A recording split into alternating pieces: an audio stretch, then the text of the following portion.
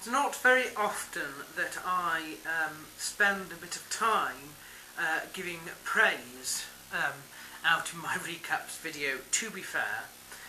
It's especially, in fact I think this is the first time I've ever actually had to mention a UFC referee in a positive light. I want to talk a bit about Yves Levine, who was the referee at 106, and he was the referee for the match between Brian Foster and Brock Larson. You will remember that I spoke about how my main dealing with Brock Larson had come when John Alessio, who I supported, had been disqualified for knees to a downed opponent, and how Brock Larson had blown that all out of proportion. Well, I think it was quite interesting to see that in the space of about a minute during the first round, in which Foster had already won the round by dominating both on the feet and on the ground, he was involved in two separate occasions where he dealt low blows, and Yves Levine deducted 2 points, in fact.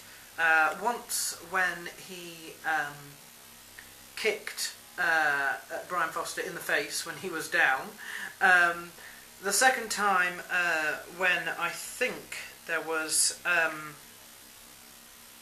can't remember exactly what that one was. I think it was that Foster had his hand on the ground when he was in some sort of guillotine attempt with knees, and that was classed as being down as well. Each time the bout was stopped and Brock Larson was deducted a point. I'm all in favour of this. I've been saying this for quite some time, that we have an issue in the UFC that isn't just about steroids, it's also about low blows. And when people are ranting on about fighter safety, it's time to get strict with these little accidents that keep happening, even if they are accidents, even if they're not deliberate. And sometimes I think they are deliberate, but even if they're not, they need to be treated very seriously because of what they can, it's only a matter of time for somebody to get seriously hurt. And in fact, the card went on at a higher level in the match between Josh Koscheck and Anthony Johnson, where we saw almost a repeat of what happened with a fight that Sheikh Congo was in not too long ago. It was a sort of tit-for-tat occasion. I think in the first round, at least in one of the rounds, I believe it was the first round, Josh Koscheck got smacked in the face. Now, he seems to be having trouble with one of his eyes at that point, and it did look bad. The bout was paused for quite some time. Of course, the video footage showed that really it was a glancing blow, and had it hit any place at all, it would have been the opposite eye to that which supposedly had a problem. And if you look at the start of round 2, you see Koscheck's eyes make a remarkable recovery. In the second round, I believe, there is an eye poke. This eye poke comes from Koscheck to Johnson, who has, of course, just come back from eye surgery himself. And once again, the bout is paused for a little while. Now, Koscheck showed that he was decent on the feet, and he was exceptional on the ground in the second round when he finally got the RNC win there, and it was good. It was a good fight. However, unfortunately for me, it was already ruined by the fact that these people were going tit for tat with low blows, and it just isn't on.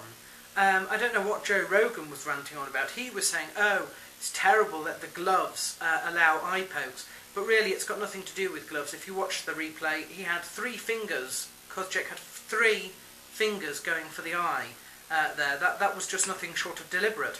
Some people have gone as far as saying that they think that the first round was a complete show and that Koscheck wasn't hurt at all. I don't know about that. It definitely looked like an accident, whatever happened, but the return favour, it's just not on, and what they really needed was a decent referee to pause the bout and say, right, point deduction from you, and play it like that, because they actually need to have their knuckles wrapped when they do things like this. It's not on at a professional level, not at that level, not at co-main event level to be doing that. It's disgraceful. Let's carry on then. George Sotiropoulos beat Jason Dent, so that's good. Uno and Camo seemed to draw. I didn't really know they did that anymore in the UFC, but there we are. Grove beat Rosholt by submission.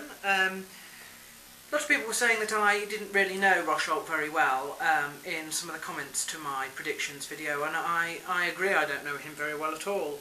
But of course all these people agreed that Rosholt would win in my little prediction thread, and it appears that we have been wrong. So there we are. Not only was he a wrestler that was beaten, but he was also beaten on the ground. So, very, very impressed with Ben Saunders. He managed to finish Marcus Davis by TKO in the first round. Very, very impressed. Was not expecting that at all. Fantastic showing. I am very, very impressed with that. Little Nog was just fantastic. He had a TKO within, I think, probably the first minute of the first round over Kane. So he did an exceptional showing as well. And of course, him and his brother, although they're both foreign, they take a lot of time to bother to learn and speak English in their interviews afterwards, which I think is fantastic. Paulo Thiago facing Volkmann. You know, I thought Volkmann would be a can that was crushed. It went all the way to decision, and I think Thiago won legitimately. Volkmann did put up a fight, though. The main problem, it appeared, with him was in the third round when he... I don't know if gassing is the right word, because he didn't slow down, but he certainly seemed to lack the strength that he had in the first round. First and second round he did very, very well. He was not too bad. Third round he had a choke and he had it locked in and he couldn't finish it, and he just appeared to be a little bit weak and maybe gassed by them. But that's not a bad showing against somebody like Paulo Thiago at all. Ortiz lost by split decision to Griffin. Do you know, I don't think it was as close as they make out. I gave Ortiz round 1 due to takedowns, but I gave Griffin 2 and especially 3, mainly based on the stand-up. They said it was a split decision. I would have probably gone for unanimous, and you know, the first thing Ortiz does in his interview afterwards is whine about how he's injured and stuff like that, and it continued into the post-fight press conference. I'm beginning to think that this has nothing to do with what Ortiz feels like. It has more to do with trying to hype up a third bout now that they're 1-1. They did try and ham it up, but I felt it was a little bit too late, and there's a lot of people who were seriously bothered about it, you know, 2 years ago, aren't quite so bothered about it now, to be totally honest. So we'll see what happens there. So the only other person to really talk about is, well, I've covered Larson and Foster. Foster actually won in the second round by TKO. A lot of people said I was quite terrible for picking Brian Foster, but I have seen him. I have actually met him and interviewed him. So I sort of realised, I think, what he was capable of, and I'm glad he's proven me correct. The only other person to mention was Amir Sadolla, who beat Phil Baroni. The second and third rounds were obviously Sadolla. The first round, not so obvious. You know, Baroni is... I think I might have been a bit harsh in saying that he was just a name. He does try, bless him, and he did show a lot of heart. Heart doesn't always win you a match, and it didn't win him the match. First round he did exceptionally well, but then by the third round he was so completely gassed it was unbelievable, and he was just standing there while Sadolla kicked him to death, basically.